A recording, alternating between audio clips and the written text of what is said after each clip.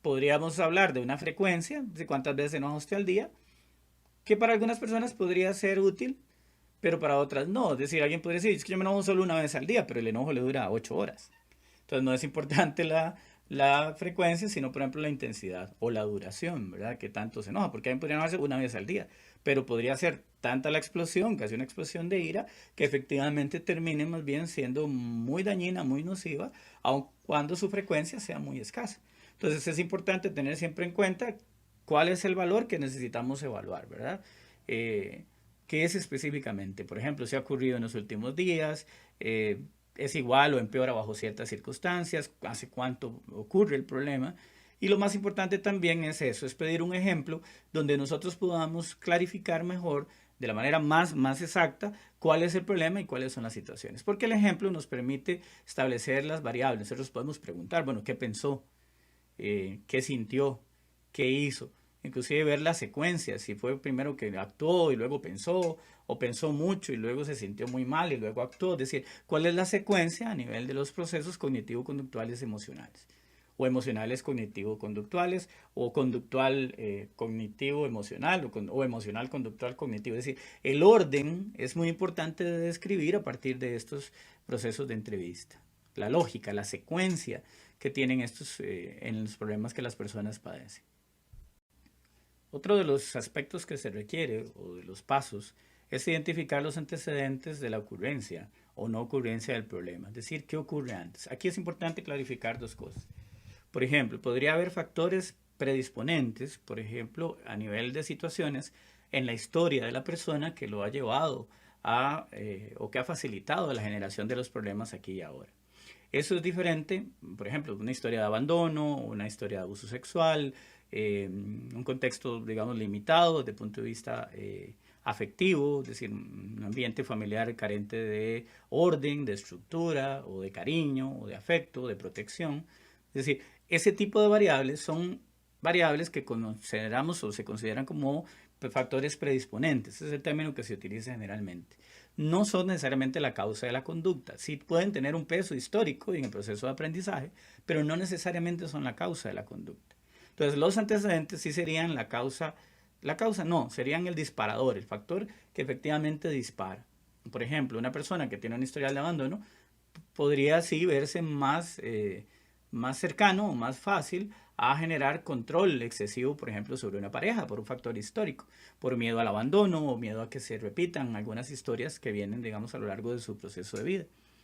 Ese factor precisamente es un factor predisponente, pero específicamente podría ser que llamar y que no le conteste su pareja, ese sea el antecedente, porque a partir de ahí desencadena una serie de conductas inapropiadas como enojarse, llamar 200 veces, mandar 300 mensajes, es decir, todas las conductas de manipuladoras, de sobrecontrol, etcétera, pero que son disparadas a partir de un evento en particular, por ejemplo, no contestar un mensaje o una llamada, cosa que obviamente pues, es inapropiado, pero que efectivamente entendemos que estos factores son los que tienden a controlar la activación de la conducta problema, en este caso, de control o de sobrecontrol de las parejas, etcétera. Pues generalmente, pues obviamente terminan mal y las parejas pues suelen salir corriendo, ¿verdad? Ahora bien, también hay que identificar las consecuencias de la conducta problema, ¿verdad? Es decir, qué pasó justo después, qué hizo la persona, qué hicieron las demás personas. Es decir, si la conducta trae consecuencias favorables o agradables, es decir, reforzamiento, o si la conducta más bien trae consecuencias neutras, ni fu ni fa, o si la conducta más bien trae consecuencias aversivas o molestas o incómodas. A veces podríamos tener situaciones en donde hay de las dos consecuencias, pero una es más fuerte que la otra y por lo tanto obviamente controla la conducta. O una es más inmediata que la otra y por lo tanto las conductas que reciben consecuencias inmediatas van a estar mucho más controladas por estas conductas. Es decir, una persona que fuma evidentemente sabe de los riesgos que va a pasar si sigue fumando, pero fumar le genera placer inmediato, mientras que la potencial enfermedad pues es un factor no solo es negativo, sino que además es a futuro. Entonces es una consecuencia que está muy relacionada, pero que efectivamente no controla la conducta, mientras que el placer inmediato o la relajación o obviamente el nivel de reforzamiento a nivel cerebral de la nicotina hacen que el sujeto de manera inmediata siga fumando, aun cuando entienda las consecuencias negativas a largo plazo. Entonces el factor también de inmediatez del reforzamiento va a ser un factor importante a tomar en cuenta. Y por último, identificar los recursos y fortalezas del paciente, es decir, cómo controló antes el problema, con qué, si lo pudo controlar, si nunca lo ha controlado, o si se convirtió en un problema más recientemente por algunas variables, pero en algún otro momento la persona había podido sostenerse, había podido salir adelante. Por ejemplo, pasa en depresión, que las personas durante mucho tiempo pues, convivieron con las emociones y con los pensamientos, pero de alguna manera seguían siendo, llamémoslo así, funcionales en términos pragmáticos. Es decir, iban a trabajar, salían con sus amigos, conversaban, pero no se sentían muy bien. Aún así hacía un esfuerzo. Ahora algo pasó, hubo algún factor precipitante y la persona ahora ya dejó de hacer el esfuerzo, ya no quiere hacer el esfuerzo y entonces algo está pasando. Y eso es importante también de considerar en este proceso de entrevista conductual. También es importante describir, aunque no está planteado estrictamente ahí, describir cuáles fueron los intentos anteriores de solución. A veces decía Jay Haley, un terapeuta sistémico, que las soluciones eran parte del problema. O muchas veces las soluciones o el intentar solucionarlo termina siendo un problema. Es decir, a veces las personas intentando salir adelante más bien terminan complicándose más porque las estrategias no son exitosas, la gente se frustra y otro tipo de situaciones. En terapia de tercera generación de aceptación y compromiso se utiliza mucho la metáfora de las arenas movedizas. Es decir, la persona cae a la arena movediza, recuerden que muchas veces la desesperación los lleva a intentar salir. Entonces se mueven, tratan de ver cómo nadan o salen de ahí solos y recuerden que en las arenas movedizas entre más se mueva usted, más se hunde.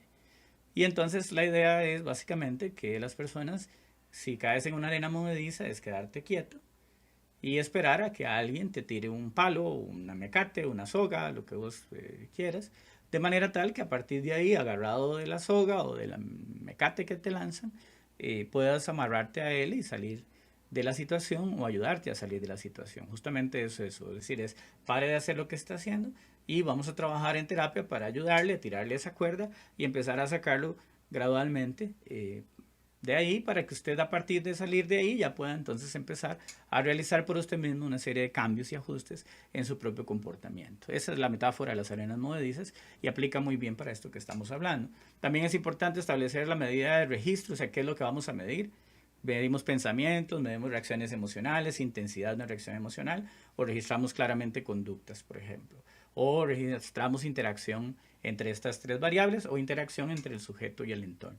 Y al finalizar, resumir todo esto que el sujeto ha planteado, describir, hacer una breve devolución a la persona, si está clarificado o hacemos una síntesis de lo que se ha trabajado en el día, de lo que se ha recuperado en el día y evidentemente pues hablar con la persona si está de acuerdo o sea algún elemento que se nos ha escapado en el desarrollo de la entrevista y que él nos pueda agregar para complementar. Ahora, no necesariamente tiene que terminarse en una sesión, puede ser que nos tome un poco más de una sesión o que incluso ya, aunque empecemos a trabajar, luego vaya apareciendo información nueva que los sujetos habían olvidado o que habían obviado o que a veces quizá por desconfianza en el momento de la terapia que apenas está empezando, no habían querido hablar abiertamente de algún problema, sobre estas situaciones que puedan ser vergonzosas o embarazosas para el cliente. La segunda estrategia es la observación conductual. No vamos a detenernos demasiado porque hay un capítulo más adelante estrictamente sobre observación.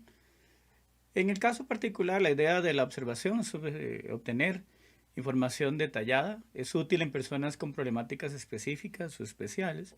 En este caso es muy importante porque las otras personas significativas podrían ser unos muy buenos colaboradores en el proceso de registro de las conductas, más objetivo, más preciso, ¿verdad?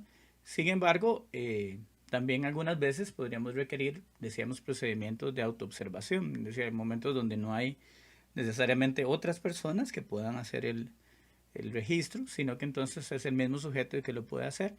Y esto es muy importante porque también le da a la persona una idea del cambio. Por ejemplo, alguien que registra cuánto fuma, muchas veces se sorprende de la cantidad que fumaba. Antes fumaba y no tenía conciencia ni siquiera del número de cigarrillos al día. O de la cantidad de horas, por ejemplo, desperdiciadas viendo el celular. O de la cantidad de horas desperdiciadas, por ejemplo, en videojuegos. Y no me refiero a que el hecho de que la persona pues, use un tiempo, pero es un tiempo razonable. No es que va a pasar horas, por ejemplo, de trabajo o horas de otro tipo, por ejemplo, jugando o viendo el celular. A eso se refiere. Y también es muy importante el uso de registros narrativos, historias, en algunos casos pueden ser describir incluso los problemas en forma escrita, a manera de cartas o a manera de igual, donde las personas también puedan registrar sus emociones, sus sentimientos o cualquier otro tipo. En realidad las personas pueden ser muy creativas, podrían narrar historias, podrían crear cuentos, incluso que permiten describir parte de su situación, de las emociones, etcétera. Así que es muy amplio la cantidad que se use.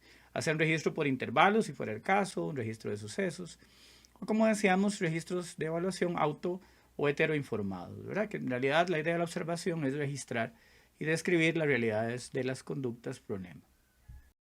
Como decíamos inicialmente, allá por los años 70 se incorporó abiertamente el uso de las variables cognitivas en la terapia tradicionalmente conductual. Fundamentalmente, en este caso, la descripción o los registros van a incluir, por ejemplo, autoverbalizaciones que pueden estar asociadas con distintos problemas. Hay cosas que las personas se dicen a sí mismos que podrían estar relacionados con los problemas que presenta. Distorsiones cognitivas, ¿verdad? Suposiciones, actitudes en general, respuestas emocionales, estilos atribucionales, etcétera. Es decir, aquí vamos a registrar una serie de pensamientos, por ejemplo, se registran mecanismos de distorsión cognitiva, se registran si hay pensamientos automáticos o qué tipo de pensamientos automáticos están y cómo esto tiene un efecto directo sobre los problemas de la persona.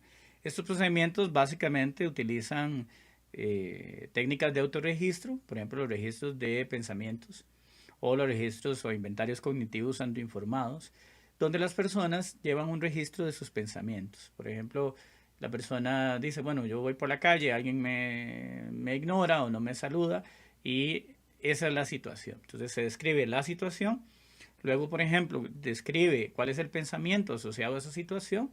Bueno, yo pienso que la gente no me quiere, o yo pienso que las personas me ignoran, o creo que está bravo conmigo, o que seguro alguien dijo algo, o le hicieron un chisme. Es decir, todo el tipo de suposiciones que las personas podrían plantear ante una situación que incluso podría haber sido accidental. Es decir, la persona simplemente no puso atención o la otra persona simplemente no lo vio. Pero yo hago realmente un mundo en la cabeza a partir de estas situaciones con los pensamientos. Y esto es muy frecuente. Por ejemplo, en depresión, en ansiedad, hay una enorme cantidad de trabajo cognitivo, es decir, de procesos cognitivos que están activos y que facilitan rápidamente la inducción de estados psicofisiológicos ligados a la ansiedad o a perder, digamos, la sensación de placer o de estado de ánimo o de gusto por las cosas característica de la depresión.